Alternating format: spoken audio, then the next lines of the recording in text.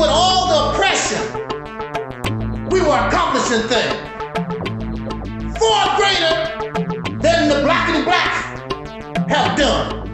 They've done very little, except bring you the teaching, the belief, because that's all teachings is. I believe. We don't need to believe no more. We need to know.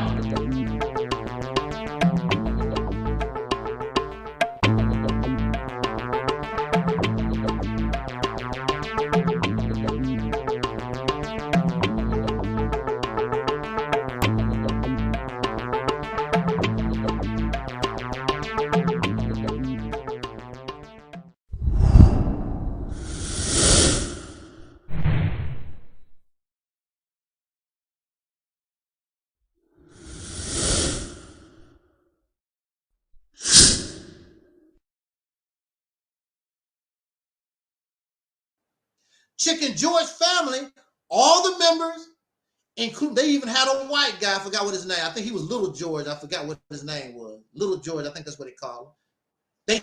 They took advantage of Little George. See, Little George was able to go and do things they couldn't do. Oh, woo, these people just don't know what's happening. There was an advantage to having that white family with them. Because Little George could go, Little George could hear things that they couldn't. Mm-hmm. We don't understand that. It's all blackity black, black, black. Even among us, they don't send white informants and agents to us. They find people that look like us. So how come we can't? Why we can't do the same thing? Mm-hmm. Do you know, brother, myth detector? The reason why I'm talking to you is because I had white agents looking out for me. That's the reason why I'm talking to you. Because they was able to go in places and hear and get information I know I couldn't do. It was impossible for me to get. And they would bring it back to me. They planning this. And so when they told me what they was planning, I was able to counter what they was planning to do to me. Yeah, and along those lines, what a lot of people don't know is that with Nat Turner, Nat Turner, he was allowed to go off of the slave plantation and preach the gospel to people and this and that. Well, do people know why? Because Nat Turner was a mulatto. That's why he was one of Master's favorite, because he was half black, half white. Nat Turner is described in papers as appearing to look like a white man. That's why he was allowed to go. That's why he was allowed to go off of the plantation and to learn how to read.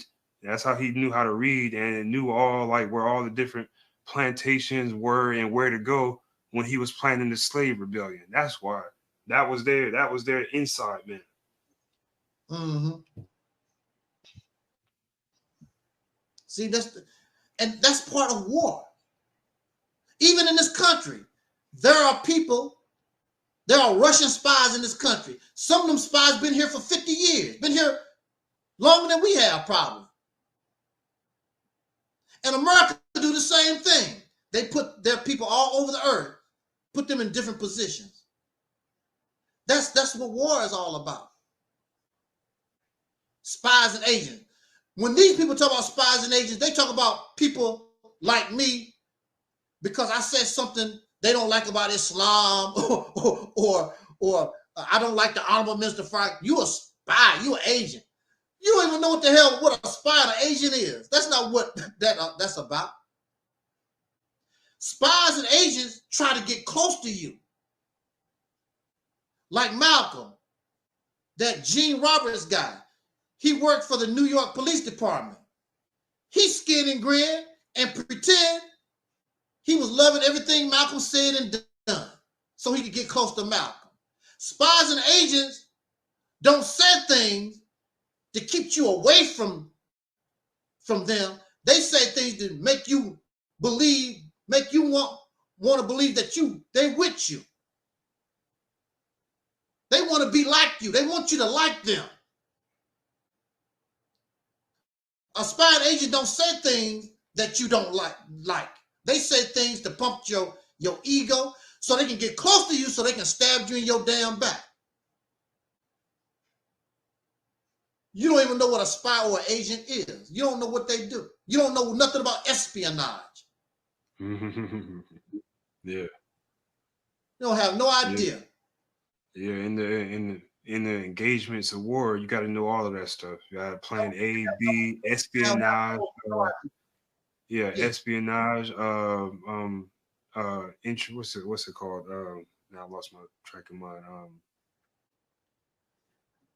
What is it called? But anyways, yeah, you got to know all of that stuff in the rules of war. Whatever it's called, they don't know nothing about it, and not even trying to learn about it. They have some. They've been watching too many World War II videos or something. Yeah, and infiltration. That's what I meant. Infiltration. Yeah, infiltration. Yeah, they have no idea of how things for real work. You have no idea of what war is and the concept of war. And then we have our people. Yeah. Some of them have knowledge. They don't even really bring that to the table. The people that talk about war, a lot of them never even been in a war. They never been on the battlefield. They never even been in the service. They never fought for the white man or nobody. They talk about in the war and the agents. You ain't even never been out your hometown. What the hell you talking about war?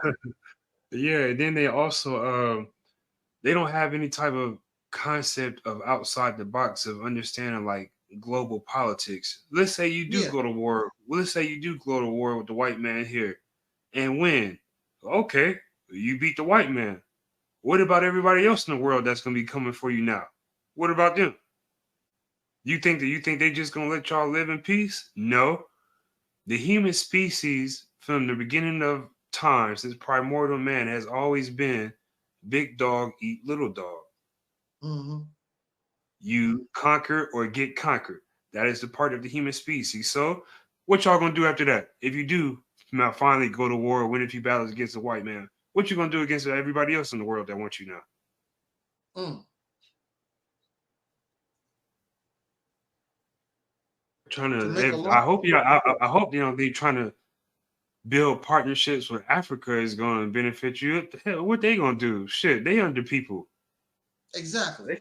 They can't help themselves. Exactly. And again, we don't. I keep telling these people, Africa don't give a damn about you unless you can show what can you do for Africa. Mm-hmm. They don't care about your pretty talk. Nobody cares about your pretty fantastic talk. Africa don't give a damn. Oh, we related. They don't give a damn because we related. What are you gonna do for me? And we have nothing except lint in our pockets. That's why this vision that we call the Mississippi Campaign will put us in a position where we can create something that we can offer. Because nobody wants to listen to you if you don't have nothing. No country, nobody want to listen to you if you. It's just like you. You're not going to listen to a bum in the street if they don't have nothing to offer. You're not going. You don't want to befriend. You might feel sorry for them, but you don't want to befriend somebody that's homeless on the feet. Can I have a dime? You don't want no real association with nobody. They don't have nothing. Exactly, and that's I lost my train of thought earlier. But what I wanted to talk about, I got all of these people talking about, the pro-black people talking about, we should get our own independent country nation. Do you know? See, racism comes from stereotyping, and stereotyping comes from classism.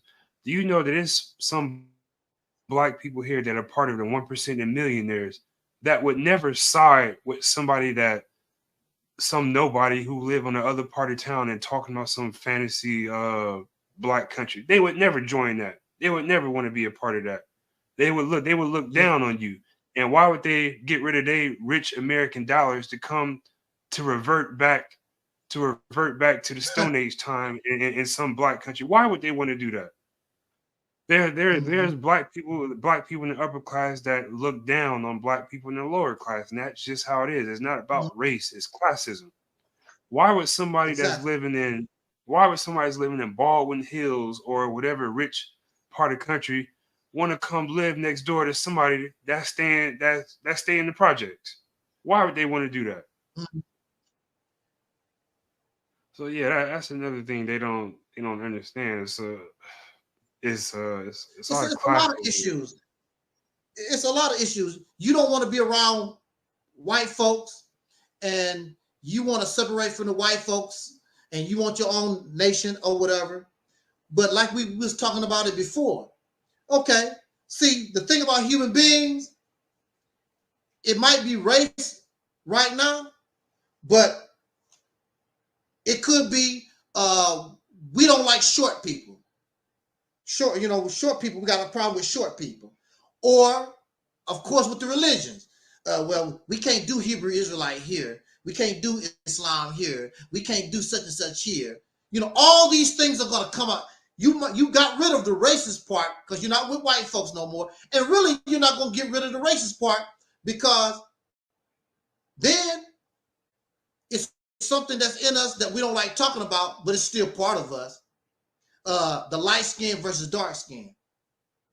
Because we talk all that black stuff, but these people, the reality is they really don't like that real black dark skin color. Folks don't really like that. They really don't like that. Your actions speak louder than the words. And on top of that, Black Americans aren't black like that. That's not who we are. I put up a picture. There's a sister named Rashida Strober.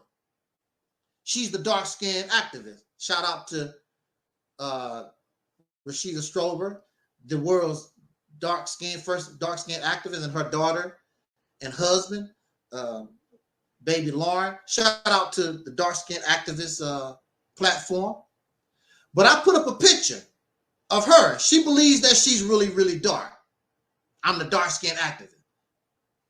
I put up a picture of a sister and her daughter. I mean, really, for real dark. Rashida looked brown, dark brown compared to them. There was nothing brown about this other. I don't know. I think she's a sister from some African country. I don't know what the picture. I just know that they really dark. Now, Rashida is the dark-skinned activist, and she thinks she's dark. No, you ain't dark. This is dark. I mean, the pupils of the eyes is black. The skin is black. White teeth, I mean black, for real. I mean dark. Nothing brown about these people. That's what's going to happen among us. Because, see, you can say anything out of your mouth, but subconsciously, your actions going to show exactly who you are. And you're going to be looking at a nation just like the Nation of Islam, talking all that black stuff. Who is the leadership? Bunch of light-skinned Negroes. Who's always on their platform with Minister Farrakhan? Nothing but a bunch of light-skinned folks. You talking all this, I'm black and the black man is gone. Ain't nobody black. Where the black people at? That was probably part of my problem. I didn't realize when I was striving to be Minister Farrakhan's Malcolm X. I didn't know I was fighting racism in the Nation of Islam, but you are. So even in your own black nation, you're going to experience that. And we still carry that. The good hair.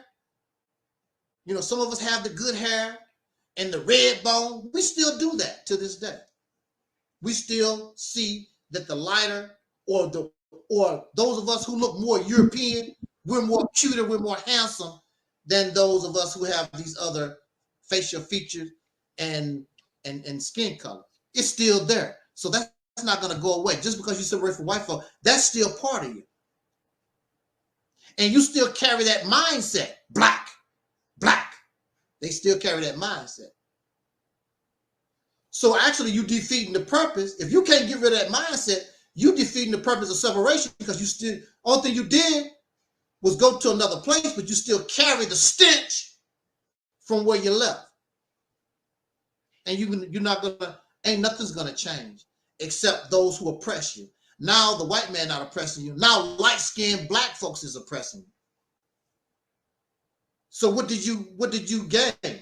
What did you change? And you have Rashida Strober in the new land. Y'all prejudice against dark-skinned people. Where the white folks can't blame white people. You left. You separated because it's still there. Right. There are a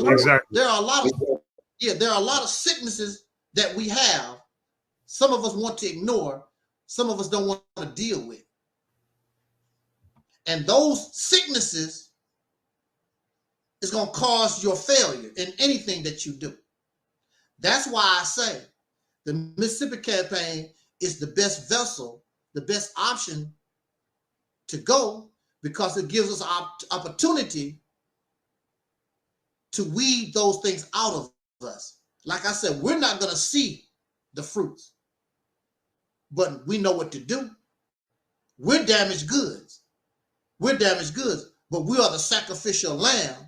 We know what to do, and we can put the next generations on the path that they need to be. We can weed all this stuff out as time goes on. We're not going to be able to see it. It's up to them. Dead and gone. But at least I won't be embarrassed no more. And the next generation said, that generation there was some pitiful Negroes. Damn, they was pitiful. Pathetic. The only thing they could do is make a YouTube video. Now that's pathetic. Right. That's pathetic. That's pathetic. The next generation after us, I think it's Generation Z. Is that the next generation, whatever? I think that's what they call them. Generation Z. And their children, whoever their children are, they're going to look at us. They're going to say, wow, they were some pitiful Negroes. The only thing they could make only thing they could do is twerk and make a YouTube video. How embarrassing. But it goes again back to what we was talking about actually in our first conversation yesterday. And also, brother, the Common Sense brother, shout out to him. We don't think things through. And if you notice, they don't mention logic. They don't mention common sense. They don't mention reason. They don't mention being analytical. What I did see out of the conversation. There's been so many things that's held us down. But now it looks like things are finally coming around. I know we've got a long, long way to go. And where we'll end up, I don't know. But we won't let nothing hold us back. We're putting our show together. We're polishing up our act. And if you've ever been held down before, I know